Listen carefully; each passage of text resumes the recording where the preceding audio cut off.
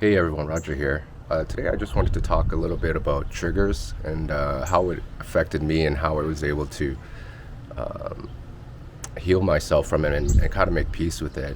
This where I'm sitting right now is actually the concrete step that I actually slipped on that winter on that ice storm, and I couldn't even look at the step. I would you know walk around it, or like every time I looked at it, it would just remind me of the accident that I had, and it'd make me sad or make me really angry. But during the time when I was healing myself, I was able to not get so mad at it anymore, because it was whatever happened, and now I actually sit here every single day, and a lot of my quotes actually come from sitting here, just sitting on this step. There are a lot of names and people that whenever they mentioned their name or I saw them, they would have an absolute huge trigger on me. I would get so angry and so sad. I had like all these rage fits because of just the name when it was mentioned, But and I thought I would actually never make peace with that, but I had to force myself because I didn't want to live my life anymore being angry at that specific person. So, it took some time, but I did. And it makes such a big difference when you actually make peace with that. Just like the quote that I put out last week, where it says, make peace with your broken pieces. I think that's really, really, really important. I also didn't like looking at my old family photos because, during that time I thought I would never heal. I would never get back to my normal self. So every time I looked at my family photos, it would make me cry because I was so upset.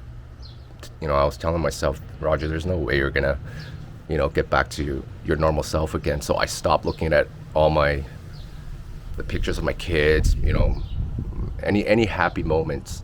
I pushed that aside, and I didn't want to even look at that. So, but I made peace with all of that. It took some time, but every single trigger that affected me, I was able to overcome them, and I turned them into, like a happy trigger instead. And talking about happy triggers, some of the happy triggers that I'm talking about are like the flowers, like the tree that I planted. I'll show it to you in a sec. Right here is flower.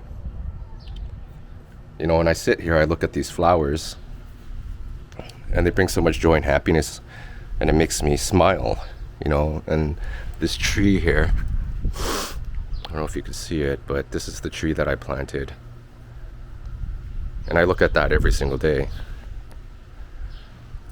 And it makes me happy. So if you're going through a moment where you're just sad, or you're just going through the day and you have nothing positive to think about, like just look at nature itself, because nature itself is such a beautiful thing, and it can actually feed you some positive energy, and it can it could change your entire day. Like these flowers, whenever I'm I'm not always in the greatest mood, but when I am looking for something, I look at these flowers, or I look at the birds, or I look at just insects, just life itself, just nature.